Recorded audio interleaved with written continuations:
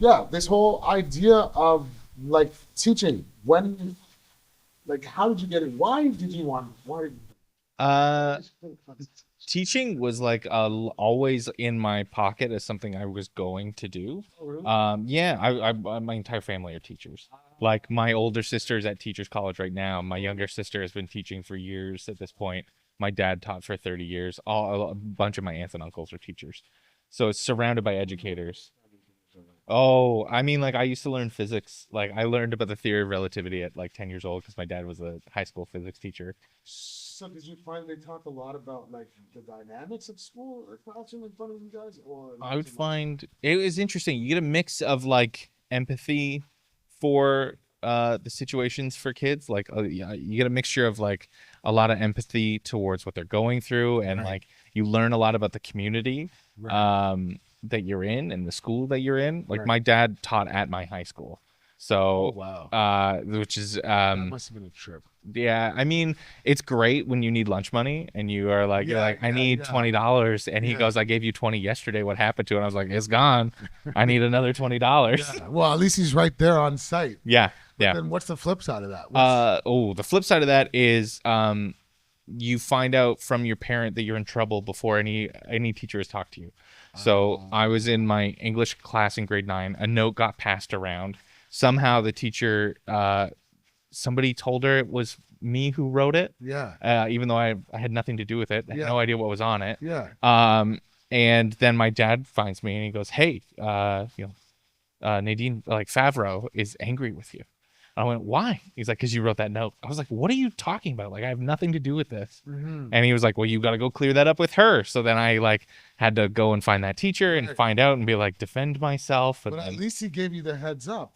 You did a yeah, good job in that sense. I mean, that's fair. That's fair. It. I know my older sister once got reamed out for skipping, and she was like, "I didn't skip. I was just 10 minutes late," but she got marked as absent, Right, right? right, But right. the teacher never cleared it up with him, so it was like there's all this flip side Got stuff. it, Yeah. got it. And the reason I'm asking you this is because obviously I'm interested, but I'm listening intently because I'm going to be working at my own kid's school next year. Oh yeah. And that was something I thought a lot about, like how is that going to go dynamic wise? They seem to be happy about it, but I actually want to take the opposite approach. Like I don't want to be the person to be in their business. Like I want them. You get what I'm saying? Like I Yeah. want them to navigate whatever challenge is, just like whatever other kid. But then the more I think about it, I'm just like, okay, at least it's good to have like a parent that, I don't know, make them feel more secure as well. I don't know. There's I good and bad, to it, I'm sure, right? absolutely. I think ultimately it was really good. I actually think what was hardest for me is that when I went into halfway through grade 11, my dad left to work at the board, and I think that was hard for me because that was the year I was supposed to get him as a teacher. So Oh, I you were was gonna like, have him as a teacher? he was gonna be my physics teacher. Like, there's a small school. I think we had like 500 kids or like 700, So but you were looking forward to that? I mostly because like Okay. I'd been learning from him my entire life. I was worried about it because like at the time I was a teenager and like I butt heads with my dad. Like Right. but I was that aspect I was worried about because I knew I would get frustrated if he came over to correct my work. But I also had like a lot of knowledge around that stuff. Right. So you Um, were eager to impress him, maybe. yeah, a little bit eager to impress. And then he left, and then I dropped all science courses and I That went is full so arts. funny. That is so funny. No, because there's a couple things there. I can think of my own kid where like every time I try to say something, it's like, nope, it's wrong. No, you don't know. And it's like, okay, you know everything, right? Yeah. So forget it. Don't go back to school because you know everything. You're good. Okay. You're perfect. You're wasting your time in this place called school. Oh yeah. Well, that's an interesting story. So aside from your family being basically all teachers, what about education like drew you into it? I think it's a very noble profession. I still think that working in it, I think there are people who take that seriously, and there are people who are there for a paycheck. But I think in terms of what you're trying to do, you're trying to create adults for tomorrow. You're trying to create responsibility. You are trying to educate, but you're also just trying to create good people, Mm-hmm. and be a part of that process.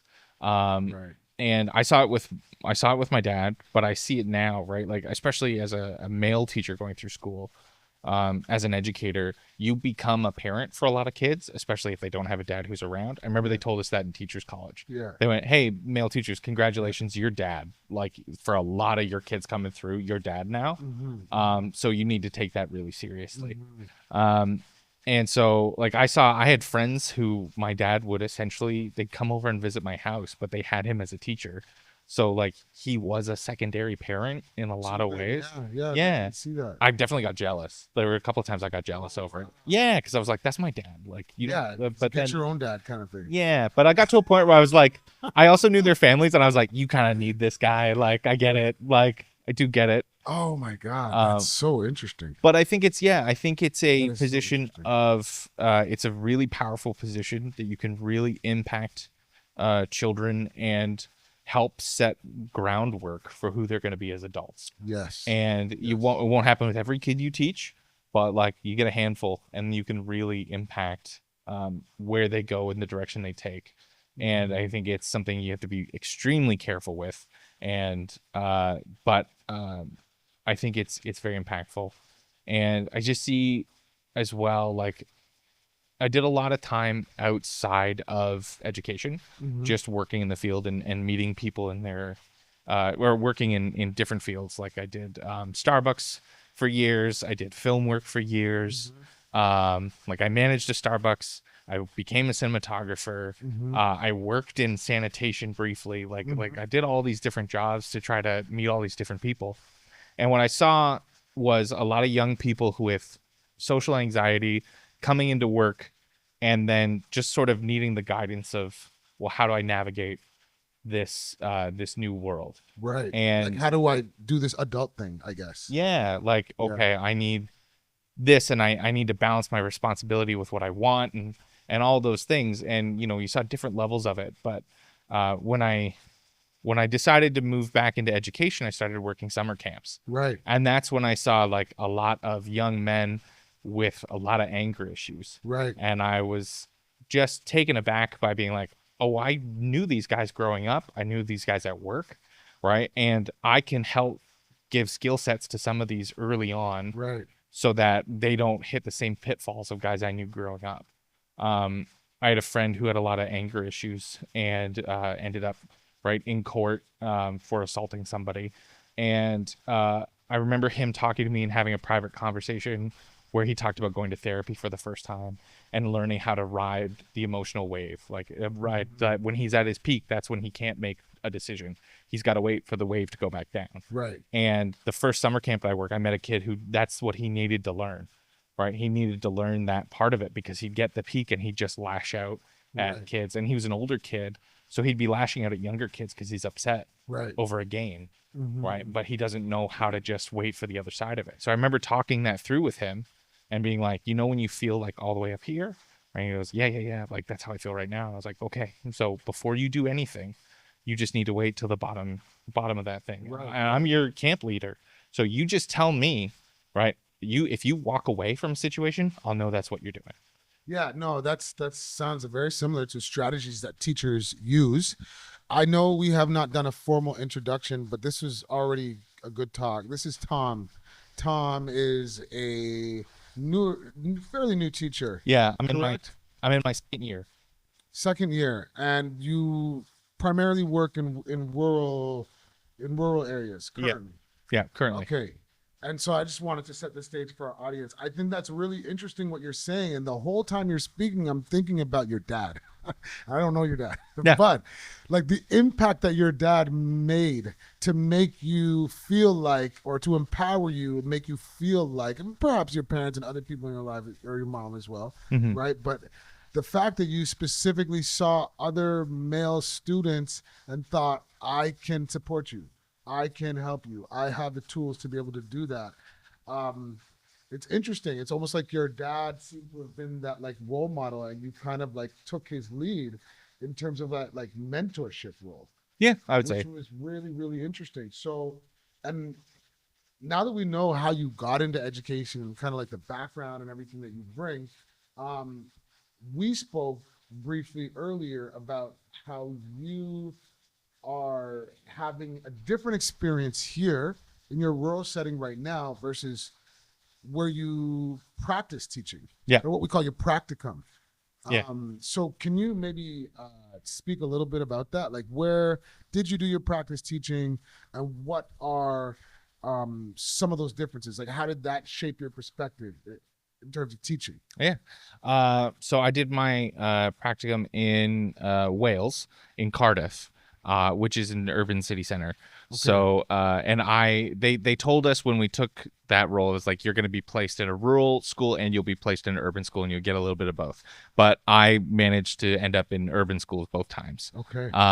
But very different places. Right. We were in between. The first place I went was between about a middle class and upper class kind of setting. So we had a mixture of kids coming through there. And then my second placement was between a working class and then what's known as traveler camps. So it was like newly, like what would normally be almost like I think Roma people, but they had only just now began settling into housing. So their kids were the first generation going to school. Specifically Roma. Yeah. Oh, But man. traveler, the term as it was taught to me was traveler, is the term that they like to use, and I think it has more to do with an Irish background. Don't quote me on that. Yeah, no, But that's interesting nonetheless. yeah, so it's like a lot of first generation going to school kids, where their parents had never been to school. So by grade 3, they're already more educated than their parents. Oh, wow. And those definitely had some difficulties in them as well. But I was with a kindergarten age, and there's not a huge difference. Both placements, were you working with kindergarten? First placement, I was with like it was called Year 6, which is about our equivalent of about grade 5. Okay. So my first placement was in grade 5, and then my second placement was at a kindergarten age. So, like, I'm just wondering if you can set the stage. Like, what are some of the things that you noticed there versus what you noticed here? Yeah. I think one of the biggest differences that I saw was the relationship with parents. There's still in both settings, there was still, in my mind, a lot of respect and teamwork between parents and students. This is in Wales. This is in Wales. Okay. Yeah, like I got to be a part of some teacher parent meetings. Yeah. And got to give my input on children, and there was just this sense of they wanted to know what you had to say. They wanted to be heard as well, but it was really a sense of teamwork, and that might have been the mentor I had at the time, who was just very good at developing those relationships. Right. But it felt very strongly like we're in this together, and we're going to move forward together. And I get that occasionally here, when I have had long-term when I've had like long-term contracts. I've had a little bit of that with some of the parents I talk to. Other parents, it kind of becomes well, that's on you, like that's your job right now. And Right. and the partnership was just not quite as much there. I also found we use a lot more tech here. Tech is more heavily integrated. Very interesting. Not that there isn't tech there. There's just less lessons involved in tech. Tech is kind of like a little surprise for the kids that I worked with. Interesting. Where it was like, hey, today we're bringing in like Chromebooks and we're going to use them. Whereas here it's like every day there's like some. But do you level of think that Chromebook was use. like a funding issue, or do you think that that was intentional about them not having the kids use the technology all the time? It might have been funding. It could have been funding. It also could have been based on which teacher I was working with at the time. That can often be really hard to pin down. Mm-hmm. I think the teacher I was working with at the time was very much we have things that we can use tech for, and it's very useful, and we will use it, but it is not for everything. Like he was very, Right. there's a lot of focus on handwriting still, Yes. which is something I don't see very often here. Like writing in cursive was a mandatory requirement for my grade 5s in Wales. So, yeah, it's interesting that you're saying that, because a lot of people are bringing back handwriting, and I've often learned that to be able to write in a cursive style sort of develops a different part of your brain. I don't quote me on that either, but I've often heard that, which is interesting. But also, just like the way we teach kids to read, it seems like we have these best practices in education, then we throw them out the window after a few years in favor of some like new thing, which could be the quote unquote tech. And then what we start to recognize is that, you know what, the older way of doing things was better. So like handwriting went away for a while. You know, like I know a lot of people who that wasn't part of their education. Now it's actually entering our schools a lot more prevalently. And then like I said, the reading strategies, like phonetic reading. Mhm. They were like, no, for a while they were like, that's not necessary. Just read to your kids or have them practice reading things that they enjoy and it'll eventually come to them, right? Yeah. But now we're realizing that we need to be very direct in our instruction. And this is not a new thing. This was something that they did way back in like the 70s, I want to say, Yeah. 70s and 80s. So I think that's really interesting. So now that you're a new teacher, and I like really what I wanted you to do was connect, and you have done that a bit. Connect what your experience was in Wales versus where it was here in like your rural settings. Mhm. But you're still fairly new, so you're still kind of getting your feet wet, so to speak. So what I really wanted to ask you was, what is expectation versus reality? So like you are coming from an extensive background in education, with your family, and even with your experiences. But I'm just wondering, what were your expectations going into the classroom Mhm. versus the reality once you actually started in the classroom? I think especially working rurally, but also working in North America, my expectation was that it would be pretty much the same, right? There would be a level of automatic respect just for being a teacher, of just being like, okay, you're in the position, you're teaching me, right? I want to learn what you have to say, or I have to learn, or some level of just like, okay, like, yep, these are our roles, and I get them. What I've found is the pushback is wild across the board right now. I don't remember it from my time in school, like, which is, going on 20 years ago now, but yeah, the number of kids who are willing to just the back talk, the I don't owe you anything, including work, which Mm-hmm. is the wildest part, is like pretty insane. The I didn't expect so much um so much anxiety in the From kids. yourself? Oh, in the In kids. the Sorry. kids, yeah. I have a lovely friend who I always think about this. He went to teacher college. Yeah.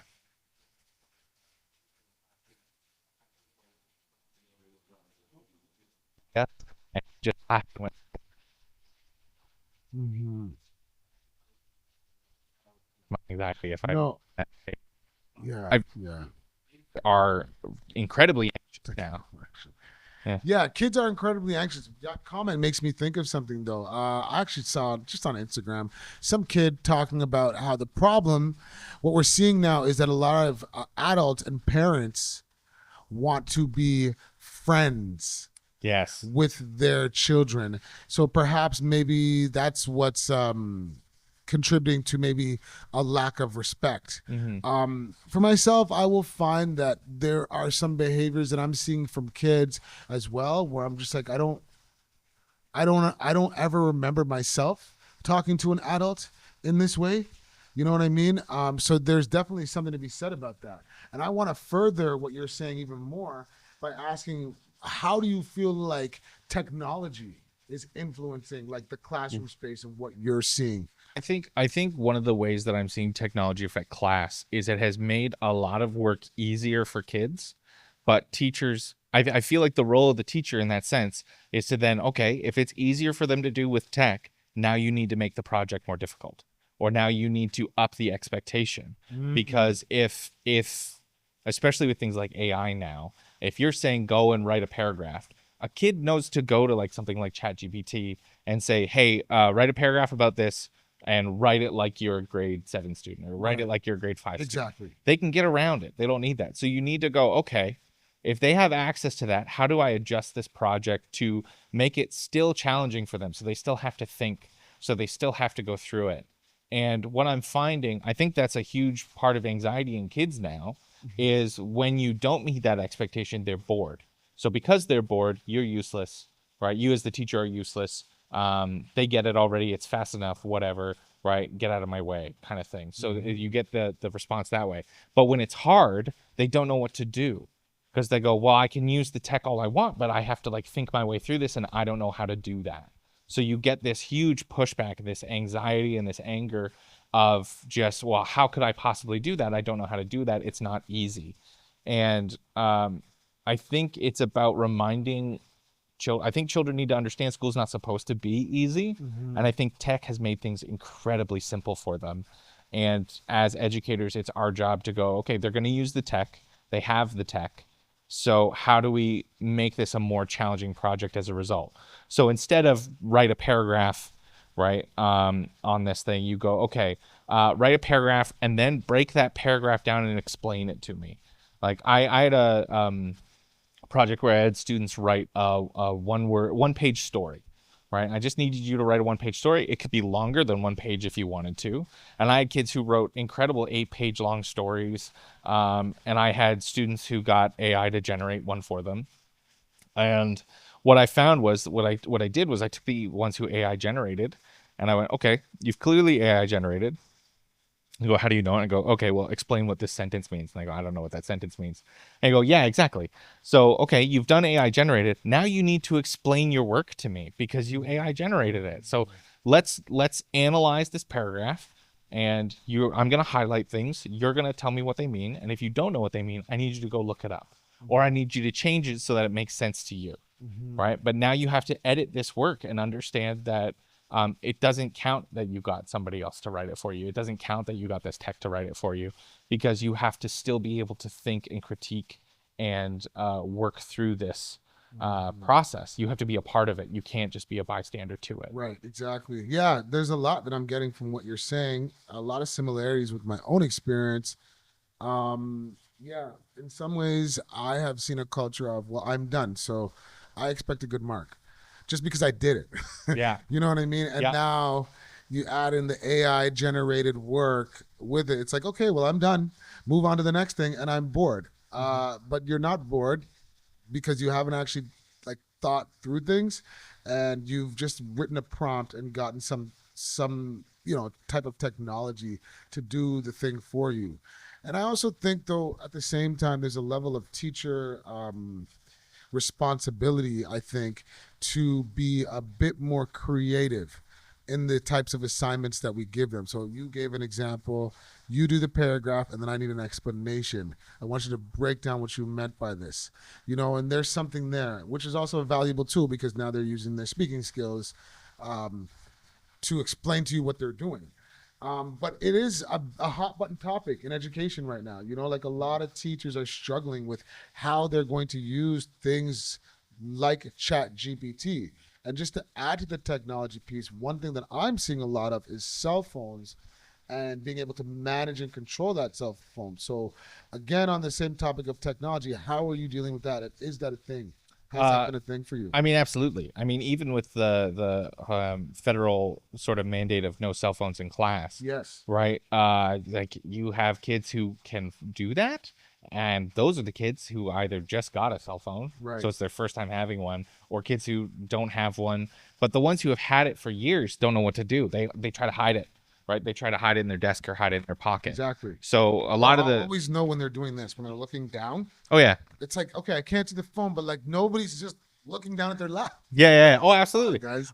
We had I don't know if it's out here as well, but like a lot of schools I go to have lock boxes in their room now. I've heard of this. Yeah. I've heard of this actually. And it's a clear lockbox so that it's like you can see the phone, you can see where it is, right? But you don't get access to it.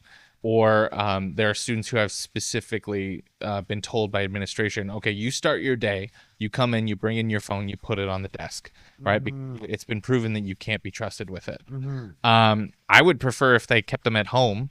I think that would be better, but they want them, right? And there are parents who are willing to just let them go with it no matter what. Well, that's the piece. Yeah. It's like, what's the parents' role in all of this too, right? Because it's like, the often argument I've heard is, I need to call Jimmy. I need to call Sarah, and I need them to be able to contact me. But it's like back in the day, I would go to the office to call my parents. Yep. You know what I mean? Or worst case scenario, the teacher will have the cell phone. So if it's actually an emergency like that, you figure like you can contact your kid or you can get a hold of your kid. So I just think that that's a very interesting argument. But I wonder why we're not having more parental involvement when it comes to this technology issue. And obviously, we're having them put them in these lock boxes because they're struggling with their attention span, Yeah. right? And they're struggling with, like what you mentioned earlier, which is like, I'm supposed to get this. You're just supposed to give it to me, which I call entitlement, Yeah. right? And so I want to just shift things a little bit to that. How do you notice that maybe this issue of tech contributes to that sense of entitlement or the concept of instant gratification? Yeah, I honestly, when it comes to like entitlement, I do think it's anxiety management, right? I do think like a lot of their "I need this, I want this" is a misunderstanding of like their nervous system regulation. So this inability to be without the phone, this I deserve to have my phone on me, I think is a I can't be separated from my phone because without it, I don't know who I am. Or like I don't know what to do with my time. I don't know what to do with my downtime. So I do think it's a role of education to separate them from tech for certain amounts of times and be like, hey, you can't have it for this time period. Now that does get into the right having a parent's backup on that. Right. But I also think when it comes to instant gratification, I do think children are so used to through tech the constant dopamine hit of a game or a short YouTube clip or any of that the lack of attention span, we need to actually showcase it and grow it. And I it's very funny because I do think that like there's an old model, right, of like the substitute teacher comes in and puts on a movie, right, and the kids have to sit through a movie. Yes. And like that used to be an amazing thing. Kids hate sitting through 90-minute movies now. They don't know how to do it because it's so long. Right. And for them, from their point of view, so I was actually reading about this recently, and I think it's very interesting. But this idea of, and I could not quote the author, but this idea of the community aspect of watching a movie is actually much more important than it was before. Of being like, okay, we're gonna watch 90 minutes, right? You're gonna talk with the people around you at the movie. And then I think from a teaching perspective, taking that and being like, now we're going to write about the themes and we're going to do this aspect of it, because that's a skill to build attention spans and make it part of community that currently just doesn't exist. Yeah, it's interesting because these are like little nuanced things that the average person that hasn't been to school in however many years just simply doesn't understand. Like, you don't get it, right?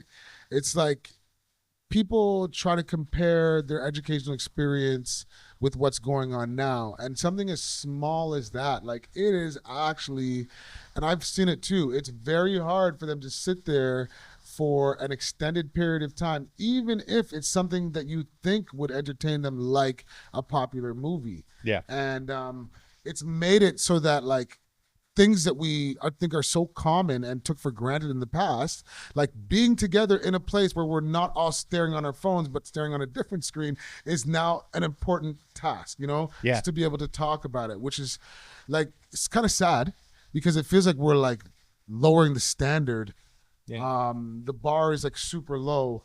And the other piece that I just wanted to touch on too is just like this idea of like, because I'm talking about this with a lot of people, right? We're all addicted to the phones.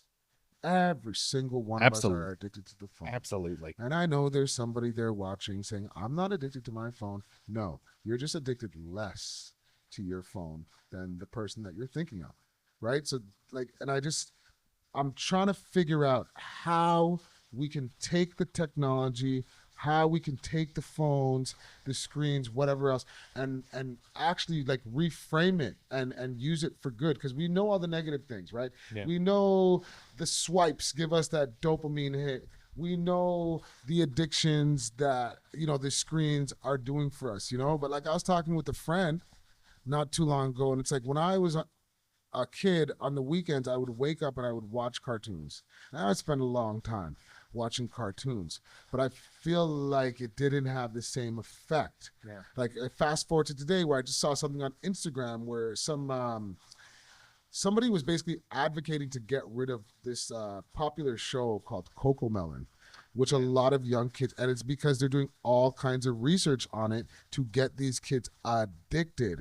So when they do their focus groups and so on, and there's one point where the kid looks away, they cut that part, right? To make sure that it's like they're addicted. Color saturation, they're talking about like all this kind of stuff. And I'm just wondering what the hell can we do to not just take the screens and not just take the technology away from them. And I'm not expecting you to have the answer. I'm just putting it out there. But to actually like use that, like harness that in like a positive way. Yeah. And I feel like maybe as a new teacher, someone that's just starting a career, like that's a really interesting problem to solve that I think we should in education. And so this is a segue into my next question, really. What are ways that you've tried to push back on this kind of idea of instant gratification, or on this addiction that we're having to cell phones and screens? Because you're, if I'm not mistaken, you're supply teaching currently, right? Or occasional teaching or substitute teaching, depending on where you are in the world.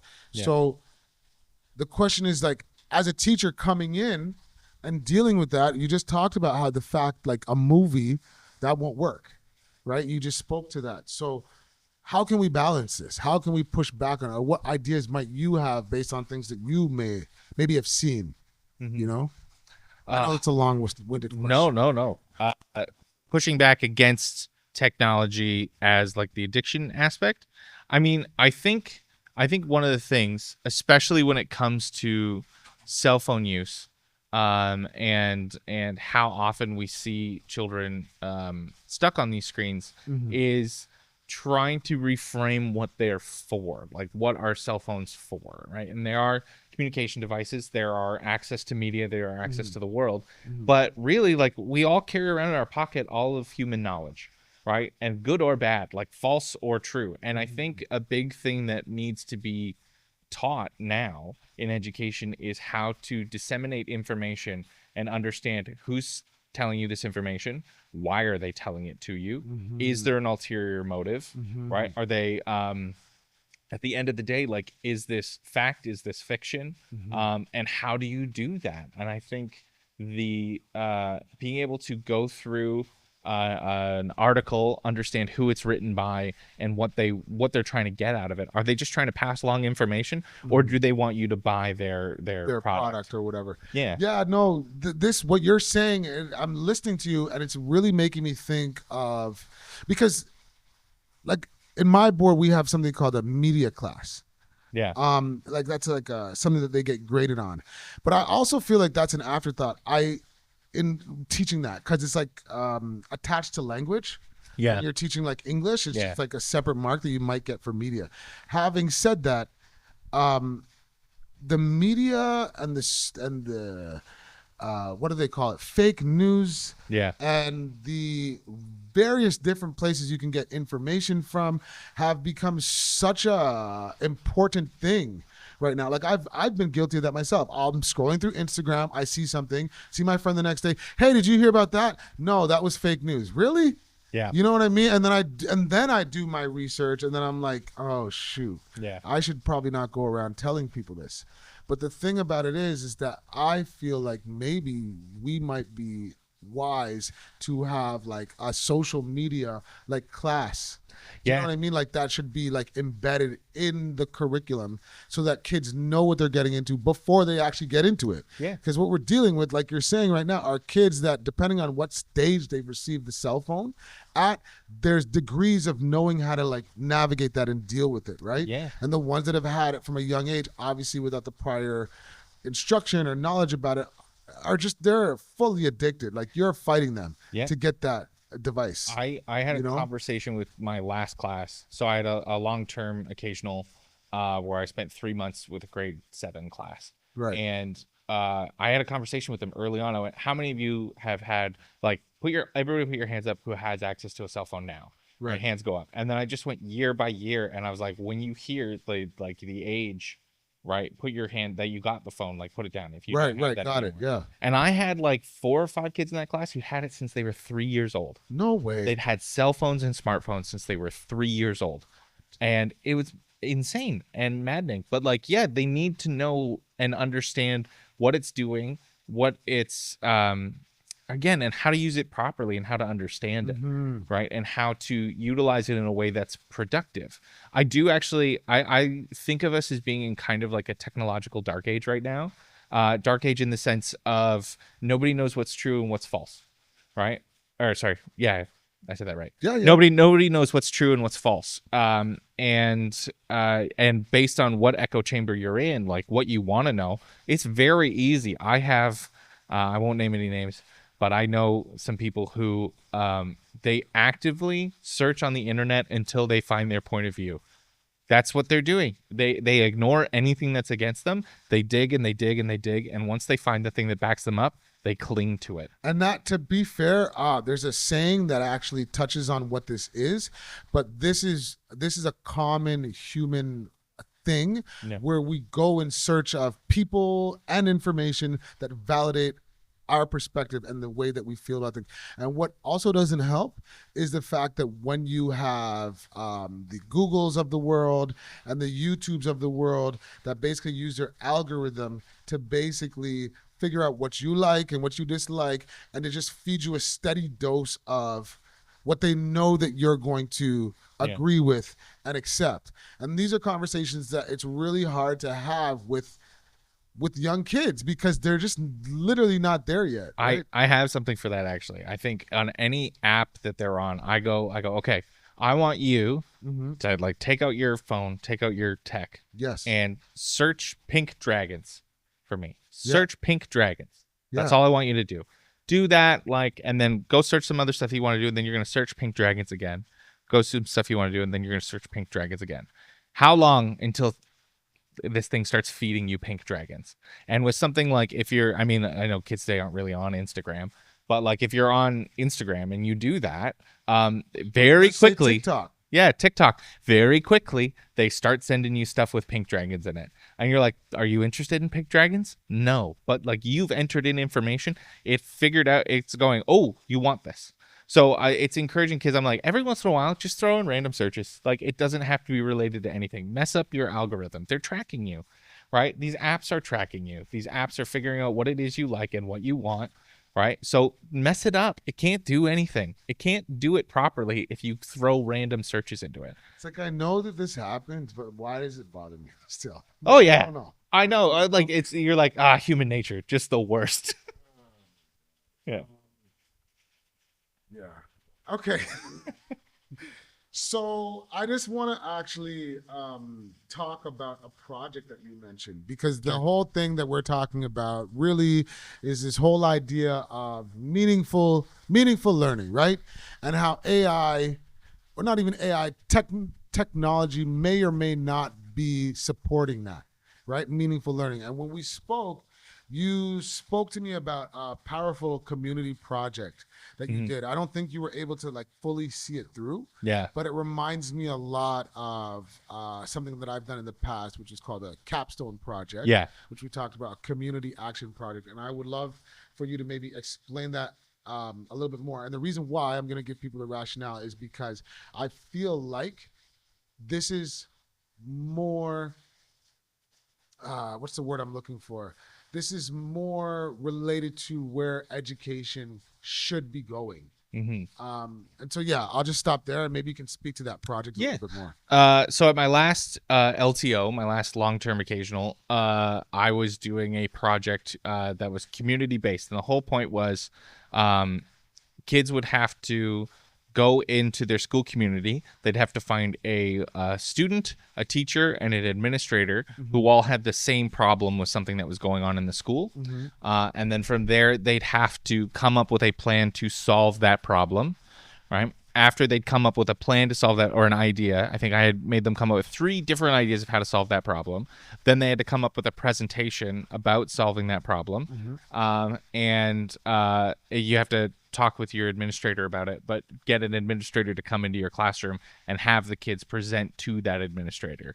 Now, the long-term occasional that I was in ended earlier than I expected because the teacher I was covering for came back from maternity leave. Right. So I got to the point where they got to present, but I don't know if these things were implemented within the school. I hope they were, but it's hard to know, and you check in here and there.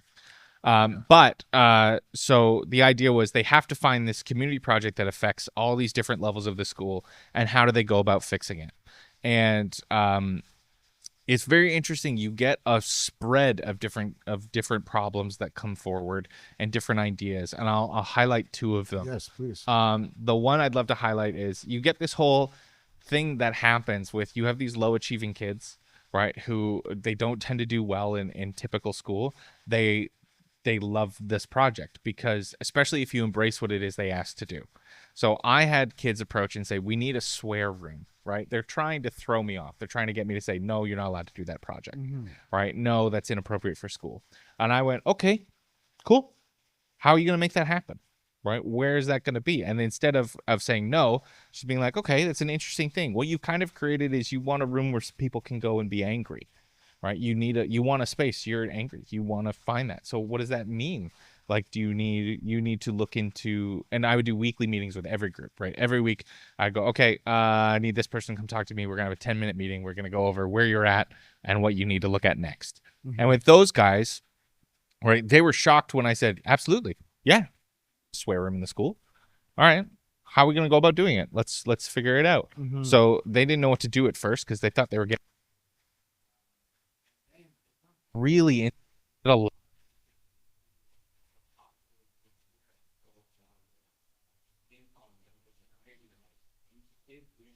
line and Literally. the positives of swearing, Yep. which is never happened before in any Which almost like class. probably validated them in so many ways. Yeah. So then they Oh went around the school. They tried to find an empty room they could use. They found one. Then we talked about, okay, well, you're going to be swearing. There's no swearing allowed in school. So you need to figure out soundproofing, right? And they got to go research how to soundproof a room, Right. right? They're learning about, eggshell cartons and stuff. And the science of soundproofing a room. The science of soundproofing a room, Yeah. right? So these guys came up with one of the best presentations that we had from that. They're three guys who really were skating by or just not turning anything in, and now they're fully engaged. They've created a great project with amazing research behind it, where they pitched it to admin, and we had a lovely administrator in who was able to say, okay, I really like this idea. You haven't thought of this, you haven't thought of this, but I'd like to see this come back, right? I want you to think on that, and I want you to come back with it. The second one I had, and this is normally a very high achieving child, Yep. right? And she came forth with this idea of, okay, there's an issue with our field at the end of winter, which is the snow melts, but it doesn't drain fast enough. So we need a second drain installed somewhere in the field, because this would help us a lot in getting back out there quicker, because that's what we want to do. It's warm out, we want to be on the field, but we can't because it's soaking wet. Exactly. And so I sent her off that project, and their group projects, it was her and another student, and she came back and she didn't want to do it. All of a sudden, it became, well, this is too hard. This is difficult. I don't like this. I just wanted to do something easy. That's what I wanted. I wanted to do something easy. And I was very frustrated by that as a teacher at first, because I went, this was an incredible idea. It could have a lasting impact on your school for years to come. And if you did the research properly on this, you could create something that really, you'd be able to come back anytime and go, yeah, I changed the school. Yeah. I did it. And I was like, I'm a little bit disappointed that this is happening. If you want to come up with a secondary project, you can, but I really think you should be focusing on this. So I'll let you go with your group and decide what you want to do. And I ended up calling her parents that night, because I couldn't get it out of my head. I was like, I don't know what's happening and why she's giving up on this. And in talking with the parents, what I discovered was that she's struggling socially, because she's incredibly intelligent, right? And she's was heads above her classmates she was working with. And I found out that during COVID, she had a sister who was 4 years older than her in high school. That's the homework she was doing during COVID. Is she was 4 years ahead of everybody else in her class. Wow. And but in coming back to the social aspect of school, she was struggling to keep friends, because she was challenging herself or she was challenging them, and it wasn't going very well. So what I began to realize was her group it wasn't her who wanted to change the project. She'd had the idea, it was a good idea, but her group of friends, it was too hard for them. So they were pressuring her to change it, and they're blaming her for it. So as a result, she's trying to get back with them. So she's trying to adjust the project. So I did let them change it, because I, came to the realization of, like, social pressure. Yeah, that can be quite damaging as well. 100%. And that's what you're learning right now, is you're learning how to move through this socially acceptably. So we switched the project. She changed it to a not too different project. She changed it to, okay, we're going to protect the newly growing trees out there by installing fencing around. Mm-hmm. Mm-hmm.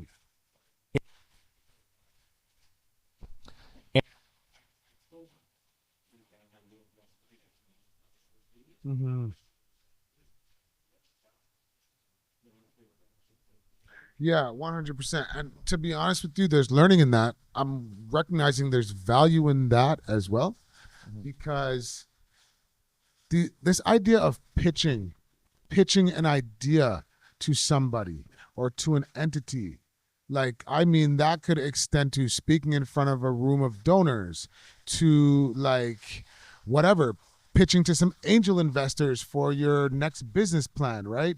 And then also, just even with the girl that had to pivot with her project, this idea of working together with a group. And even though you want to do this, understanding my relationship with people also matters.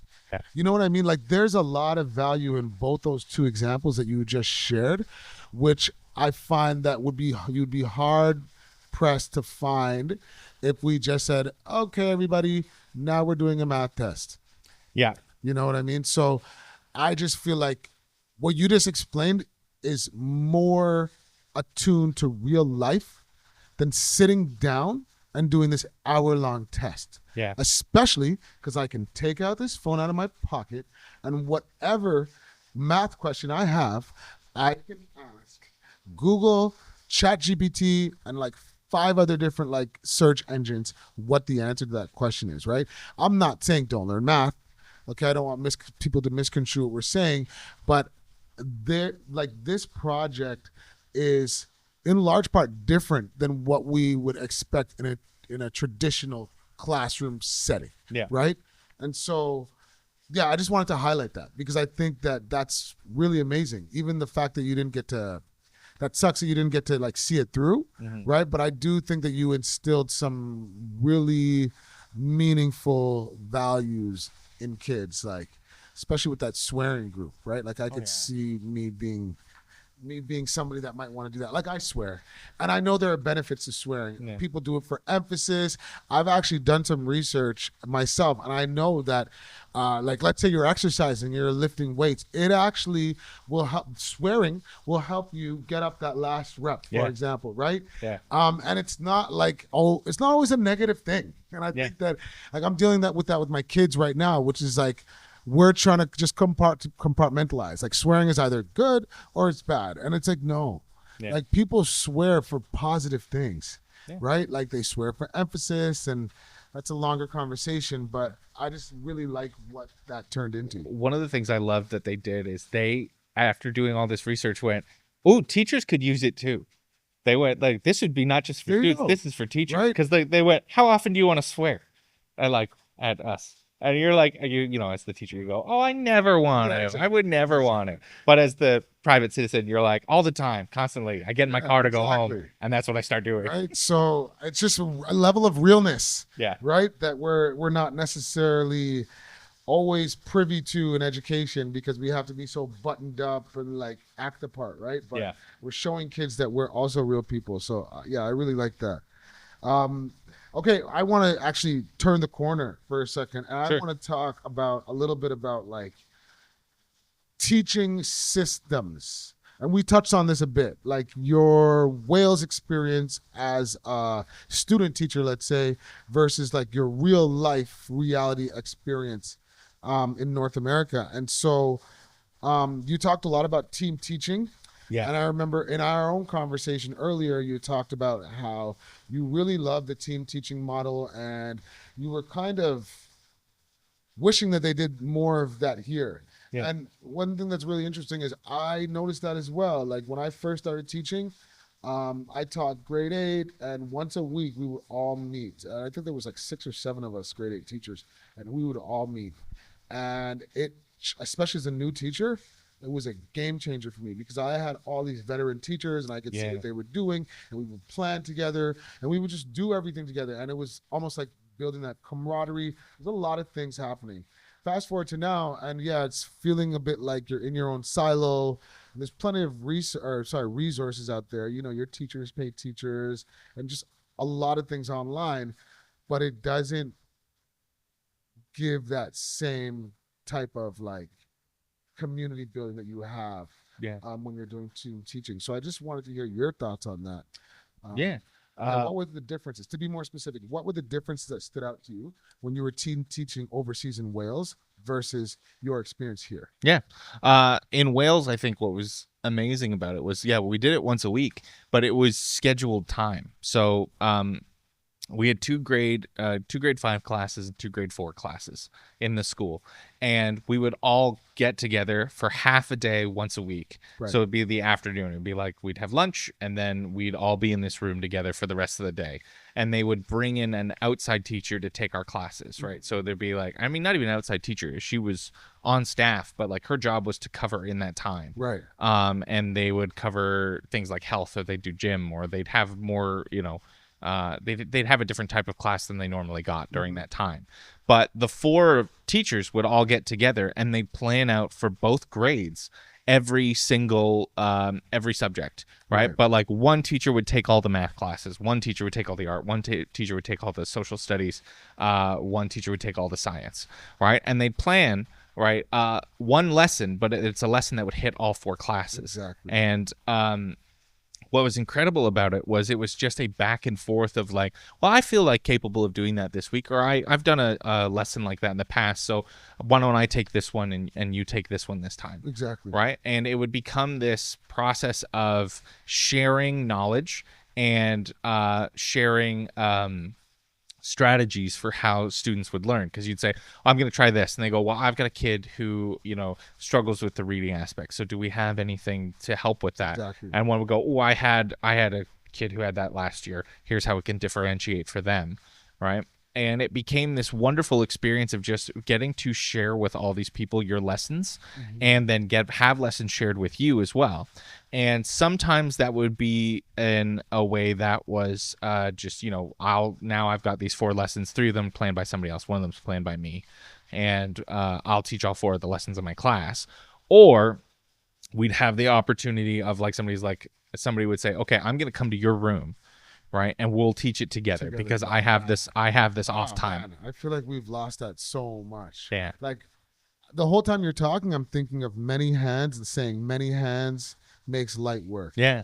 And it's like, how many teachers are sitting there these days, and it's like you're teaching like 6 or 7 subjects. It just seems so silly.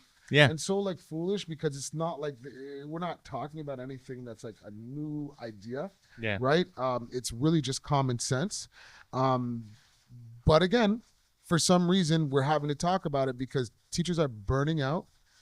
Because oftentimes they're having to plan all of this stuff. Yeah. Just thinking about, to my experience as a homeroom teacher, it's like, okay, I plan out all the math, I plan out all the English, and now I have to like find time to do like the other stuff that parents are not going to be as on my back about. I guess like the drama, or like the gym, or like this, and like to plan for this many subjects, 5 or 6 subjects for 30 kids.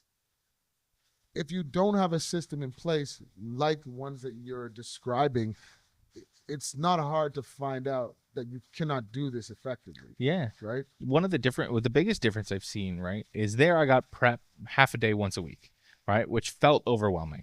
But coming here, like whoa. Can you repeat that? I get prep once a week for half a day. So half my day is prep, but with 4 other teachers. But there's no other prep period any other day. Oh, I'm trying to wrap my mind around that. Okay. It's wild. Interesting model. It feels stressful. It feels stressful at the time, but I was also in teachers college. Right. And what I found now is I appreciate the fact that I get like 40 minutes prep a day now, but I'm not prepping with anybody. Like there's nobody else. Like I'm in a school that's got, 3 grade 6 classrooms, and we all have prep at different times, and we never overlap. And you never talk. So Yeah. everybody's just, so if Sandra, Yeah. okay, is in your class, there's no guarantee that she's getting the same level of education that she's getting in the teacher next door. Yeah. And that to me is so silly. And that is why you will have parents calling schools and being like, I want my kid to be in this teacher's class. It's like, it's actually not hard. Like you streamline it in such a way, like, you don't want to be a factory, but you can have some basic things, like you're saying, like somebody's planned this science unit for the entire year or whatever. Yeah. And if you come in and you're looking at the science unit, you're like, I have a science background, I can add this to it, or I could change this up here. But the fact of the matter is the structure is still there. You don't have to go home and start from point A. Yeah. Right. And I think that in our earlier episodes, we've talked with people about the level of required time that it takes. So much time. And I was going to ask you if if you find the 40 minutes is enough for you No. to do all the things that you have to do. Now, you're supplying, right? So, Yeah. but you probably have had long-term supply gigs, I'm assuming. Yep. And so I guess this is another lead-up question. What do you do when you don't, the 40 minutes is not enough? How do you get all this stuff done? I mean, I go home and I do it at home, or I stay the extra hour, or I always go to work at least an hour before the kids get there. Whether it's to do prep stuff or to plan lessons for the coming week, because that's some time I'm alone there. But ideally, like I come in at least an hour before, if not 2 hours or an hour and a half, depending on how I'm feeling that day and how much sleep I'm able to get. Mm-hmm. And then when I get home, I continue planning. In teachers college, I absolutely would get home from a day of teaching and then just plan for the rest of the night. That's all I would do with my time. Is because that's all I could do. Right. And it's not too different here. Like the times I have been a homeroom teacher through my long term has been so much work and so much stress that it becomes I don't really have a life outside of that. Like I try to do other things, Right. but there are like I've definitely had like full months of like, okay, I get home and I'm going to eat some food and I'm going to plan and then I'm going to go to sleep. I guess that's all I can really do. And I will say there's the flip side of like things like ChatGPT and AI is it's been incredibly life-saving. Godsend. Yeah. Incredibly life-saving from a planning perspective. It doesn't mean you don't have to think of strategies to differentiate and all those things. And I think that's where people get caught up when anybody complains about ChatGPT as a educating tool, is they go, well, then what are you doing? And you're like, well, I'm making sure that everybody gets it. Like I'm making sure that you still have to be there. You can't just you still have to like teach the content. Yeah. Right. Like I can't just present them the information and expect it's just going to sink in their minds. Yeah. There was something else that you said that I wanted to speak to. I completely forgot, but it was a good point. Anyway. One thing I did want to highlight, I will say this. I lucked out in my last long-term occasional by having some lovely teachers who worked around me, who I'd see at lunch, and they go, hey, you going into this period? Mm-hmm. Are you going into this section of the curriculum? And I go, yeah. And they go, cool, I've got like 3 weeks worth of lessons for you. Yeah. And they'd send me the things they planned, because as a first-time teacher, or as like my early teacher, I haven't had they always say like your first year, your first 2 years are your busiest because you're building lesson plans essentially to fall back on later. And I don't have those. So having some, in my first long-term occasional, I did not have that. Nobody gave me anything. I just had to figure it out. No, you're just figuring it out. And that's what a lot of teachers do. Sorry, you said something that reminded me. I was hoping that would help. No, because I was just trying to agree with you or piggyback off what you said. I remember my first couple years teaching, there was no life. There was no life. I could remember waking up in the middle of the night on my students' papers. Like literally on my bed. I was like rolling on them because I'd like fall asleep, in the middle of like grading stuff. So I definitely understand the struggle, but I also definitely concur that things like ChatGPT have been a game changer now. It's just that now we're dealing with the issue of, I guess, maybe regulation. Because some teachers, like I was speaking to a colleague actually just last week, and I was explaining to her how she could use ChatGPT to help her write her report cards, or for example, help her take her anecdotal notes of the students that she's dealing with. She's teaching spec ed. Yeah. And she looked at me like, what? She was like, but I'm going to still have to type all this stuff in. I was like, no, just take a picture of your notes and upload it to ChatGPT. And Yeah. she looked at me like she didn't even know what to do with herself. Yeah. This is somebody that's probably going to retire in the next like 5 years or so. But the point I'm making is that like you're just starting, she's about to end, I'm probably somewhere in the middle, and everybody's just doing what they can Yeah. to stay alive. Yeah. And know? it's one of those things is like I hate it because ChatGPT has also become a bit of a dependency on my planning because it helps so much and it gives me back some free time. Yes. Not all my free time, but some of With my some, free yeah. time. And at the same time, it comes with all these ethical issues of like, okay, the environmental impacts of using AI and the amount of water that it uses is absurd, right? And like, oh God, like I'm contributing to that, but also I need my own Okay. life. Honestly, that's way over my head. I haven't even begun to Oh think God. about that. Well, it's that, and then also like, okay, that's also why I allow children to use ChatGPT in my classes because I'm like, if I'm going to use it to teach you, Exactly. you should be able to use it. Thank But you. I have to teach around the idea that okay, you're going to use this. Like just going back to what we were initially talking about, or much earlier, was like they're going to use it.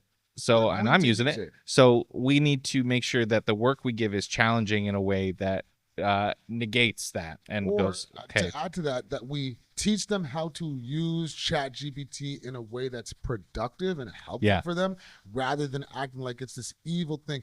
And we know kids, it's the psychology of kids. If I tell my kids not to do something, it's gonna give them like they're gonna want to do it 100 times more. Yeah, Like, absolutely. 'cause Absolutely. now I'm like forbidding it. It's like, come on, I can't touch that. Now I have to touch it. Yeah. And so it's like one of those things like, and it's because of our fear. I find that as educators we don't know how to fully use it yet, but like you're just pointing out the nonsensical nature of this conversation. Yeah. Why are you allowed to use it but they can't? Yeah. Why am I telling you to put your phone away when I can't regulate myself with my own phone? Oh yeah. Right? Like we're not looking at this stuff. Like we're trying to teach kids. It's like what's the saying? There's some saying, do what I do, not what I say, or do what Yeah. I say, not what I do. Yeah. It's like to that effect. And that's not going to work. Yeah. It doesn't work at all. They're watching everything that you do and they're following our lead. So I just think adults need to be mindful of that. So again, just to kind of just further along the conversation a little bit more, you do bring a different perspective because you are teaching in a rural school setting. And so I think that's important for people to know too. Like we're currently in like urban setting. You talked about your experience in teachers college, how that was in more of an urban setting. So what do you think that is happening in rural schools perhaps? Or what do you think rural schools bring to the conversation maybe that other people might miss? Specifically urban schools might miss. Yeah. So in my experience, right, like because I went to a rural school growing up, right? I teach in a rural setting now, and I think the biggest thing that is the difference between urban settings and rural settings is class or school sizes, right? So urban settings tend to have larger schools, right? You have like maybe 6 different grade 6 classes, or right, that kind of thing. In a lot of rural schools, you got one grade 6 class, right? And that class, every kid knows every kid. Like there is no like getting away from your group. Like when I went through school and through a lot of the schools that I teach in now, right, you're with the same group of 24 kids from junior kindergarten all the way up to graduating high school. You know them all, right? You might get a bit of a change up in high school, but the rest of the time, like, you know who it is. So the pecking order that gets set early, that's forever. That's your entire time in education. It does not change. So if you are considered the dumb kid in grade 3, you're the dumb kid in grade 12. If you're the smart kid in grade yeah, like even as low as grade 1, because I've met teachers who categorize these kids right away. Yeah, no, the labels, they stick. Yeah. Not, yeah. And the kids learn them. The kids learn them, and they know everything about everyone. You know the rise and fall of every friendship in that classroom, who the kids are, or who the cliques are, like what it is, like from day one, and that follows them every single day. So I think in rural schools, it is like this tight knit group of kids. They all know each other. constantly, and they play sports together. Like they're all on the same sports teams. They're all on the same, like, outside of school. They're, if they're in the community together, right? Like they are the only kids of their age in the community that they're in. So that's your friend. That's who you hang out with outside of school as well, right? So a lot of Very kids, interesting. yeah. So they know each other constantly, and there is no like next year you're going to be in a classroom with a different set, and you'll see where you are there. Nope, same group every time, right? So I went through. We had 24 kids in my class when I was in school, and I knew them up until grade 8, and I think half of them went to a different high school. So I got to reinvent myself once in grade 9, kind I of. was thinking of that term, reinventing yourself. In an urban setting, you get many opportunities to do that. I went to like 3 different high schools. So Yeah, not to reinvent myself, but literally because I got to a point where I was like just looking for the right fit, yeah, and I had that option. That's really interesting. yeah. Second question, about this whole, not about rural settings, but more about your current situation and position in teaching. What supports do you think um, new teachers really need, but often don't get? Yeah. I'm a little bit skewed on this just because I did my teacher's college in Wales. Mm-hmm. So I think I learned about all the Welsh resources for teaching curriculum in Wales. Right, And when I came here, I had no idea what I'm supposed to be looking for. right, So it has become I touched on this earlier, of talking with other teachers in school to find out what those resources are. And it's great if you come into a group that is willing to help you with those things and pass information along. mm-hmm. But very often I find it to be quite competitive. I had early in my teaching experience, my first LTO, I was in competition with somebody in this weird way that I didn't understand, because I was like, oh, we teach the same kids, different subjects, but we have one crossover. Like we both taught social studies. Mm-hmm. He taught math, I taught English, and then we both taught social studies to different classes. Right. And I had a conversation with him where I went, hey, like, we finished up our geography. We're about to move over into social studies. Where's your classroom at? Right? Because I don't want to get ahead of you, and that way we can like pair up and teach this together. Right? And he went, oh, we still got like 2 or 3 more in geography before we move on. I was like, okay, cool. I can do some filler stuff so that we make sure to move on together. Right? And then I found out from kids in my class, like about a week later, that class had moved into social studies, and he was teaching his classroom social studies, Interesting. and hadn't told me they'd moved on. Right. And it was extremely frustrating because for me, I was like, oh, I thought we were doing this together. Right. Like I thought we were going to make sure that again, this idea of like across the board, every student in this school will get the same, at this age level, will get the same lesson. Right. And it was at a super school, which is why there were multiple classrooms. What of do the you same call it? A grade. super school? Super school. It's called a super school in rural areas because it's they closed down. Basically, they closed down every other school in the area, and they built these like mega schools, and then they bus everybody in for like an hour, for an hour outside. Yeah. I have an opinion about that. I also have an opinion. It causes a lot of issues. But yeah, so for me, that experience was like having access to resources and having access to collaboration is, I think, something a lot of new teachers need, and I think it's missing a lot of the time. Yeah. Because of we are in these bubbles, we are in these like silos of, okay, well, that's your classroom, and I won't go anywhere near that. Yeah, no, I think that's a great answer. And I think that is a very common answer across the board, is that there's a wealth of resources out there, but new teachers especially are so overwhelmed and need a way of curating some of these resources and material, because there's a lot of good things out there, but like teaching is intrinsically supposed to be cooperative. So it's just shitty to hear that people are not trying to be team players, because you're all, again, like we're saying, we're all supposed to be working towards the exact same goal, Yeah. right? So that's I can see how that's frustrating. Well, we've talked really a lot about education. Now that you've been had your stint as an educator for a couple of years, Sure. but you've also, like most people, have been a student in education. I want to close with this question. It's sort of it's just a closing question, but it's very interesting to me to hear what people have to share when I ask this. So you can answer as a student, as a teacher, or both. What's the most useless and most valuable thing you've learned in school? Sure. Why? Useless. I've been thinking about this. It's hard to pick something useless, because I think even things that at the time I was like, well, I'm never gonna need this, or I don't, this doesn't make any sense, have come around to me in my lifetime of being like, oh, okay, this is an opportunity to use that knowledge, right? Even if it's social understanding, if it's any kind of practice that's used, like in the right situation, it comes up. Right. And I think there's constant needs for just taking in as much information as possible. And I think brain's a wonderful thing. It sort of gets rid of the things that are useless. So that's another reason it's hard for me to narrow down what's useless. I think my brain has deleted all the useless. Was useless. Yeah. Anything that was truly useless, I've deleted. But the valuable. well, the most useless thing though. Oh, we're still on. Okay. I have one more thing. I've been thinking about this. I realized the most useless thing that I found in as an educator is PD days. They are nonsense. I sit for. Okay, can you explain to the audience what's a PD day? Sure. Professional development day is where all the kids get to stay home. All the teachers come in, and then you have to learn from your administrators, or maybe they've assigned some work to some teachers, and they're going to teach you on a subject, and you're going to learn about it. But they use incredibly outdated teaching methods, and it's not engaging.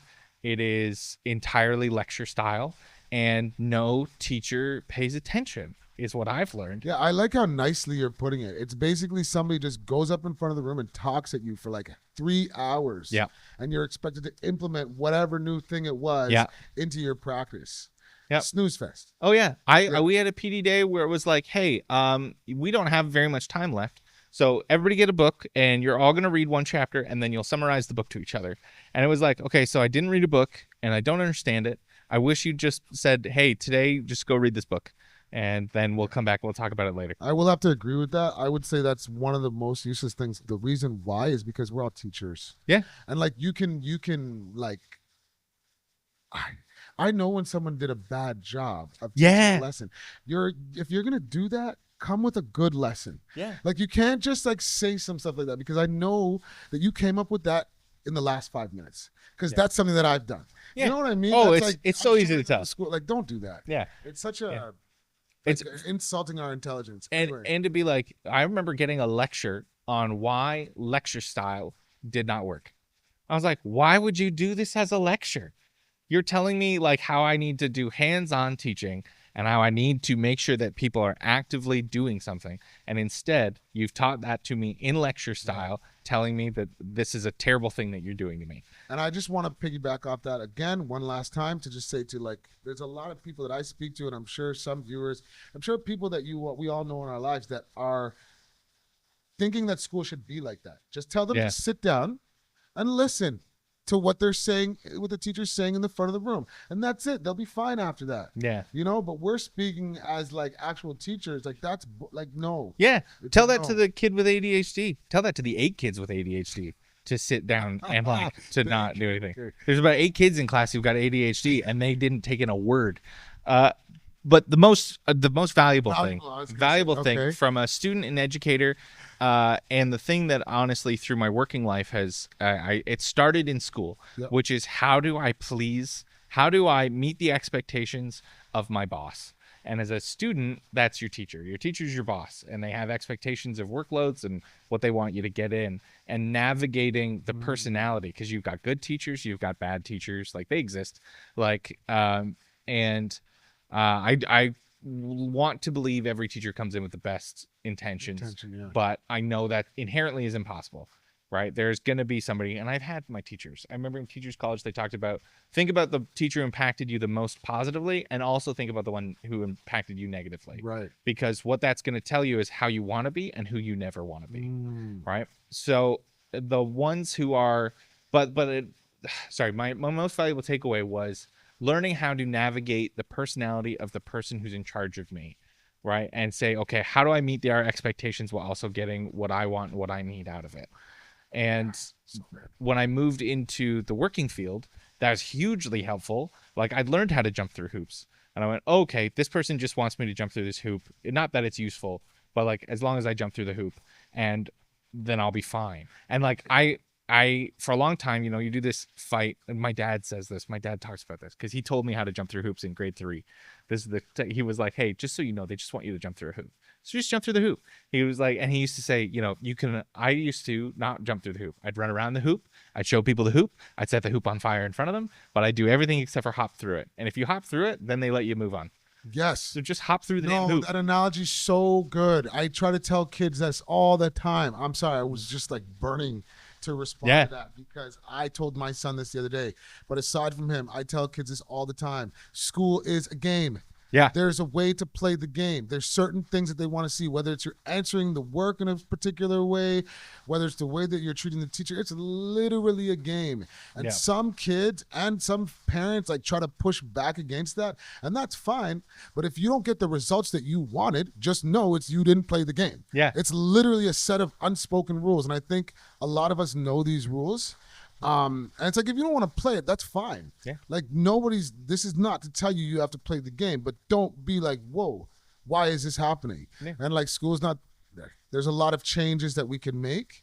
And hopefully we will. But yeah, if you want to do good at it, unfortunately, you have to jump through the hoops. Yeah, and I don't think that You know? ever truly ends. I thought it would. I mean, when my dad first told me, he said, you know, once you graduate university, the hoops stop being there.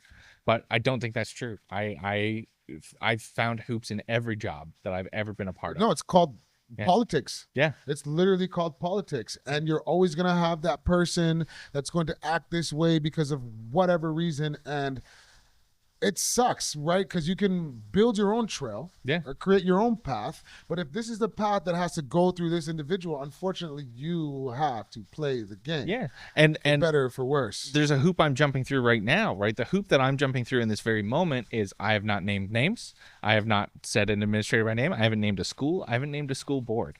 That is all incredibly intentional. And I think if your viewership will probably notice, that's pretty much across the board. And it's because if you speak out in education and you use direct names, there is a political fallback from that. Thank you for mentioning this. Yeah, and not to throw it back into my dad again, but like I watched him go through that. He moved into a board. He tried to implement change. He named names. He pushed back. He set things on fire. He is remembered well by teaching staff, but they pushed him out of the board right at the end of his career and affected his pension, right? They pushed him back into a classroom. He was at principal level, but they tried to push him back into a classroom and affect his pension. Okay. This is a conversation that we need to tease out for another time. But I actually, first of all, before I even close off with my last thing, I just want to say thank you so much for coming through. Oh, yeah. Meeting with us and describing your experience. But I also just want to end off by asking all the people that are watching this, why can't we talk about what's not working in education? Yeah. Why is Thom risking his profession by saying the things that are not working? Why does he have to not name where he works? Why? When we're all here for the exact same reason, and that's to help and support kids. So this is like a larger topic I think we need to discuss, which is like, if we're trying to do right by education, why are we censoring people and things that are questioning what's not working? Food for thought. Mm-hmm. Subscribe and share. Yeah, that was great. All right.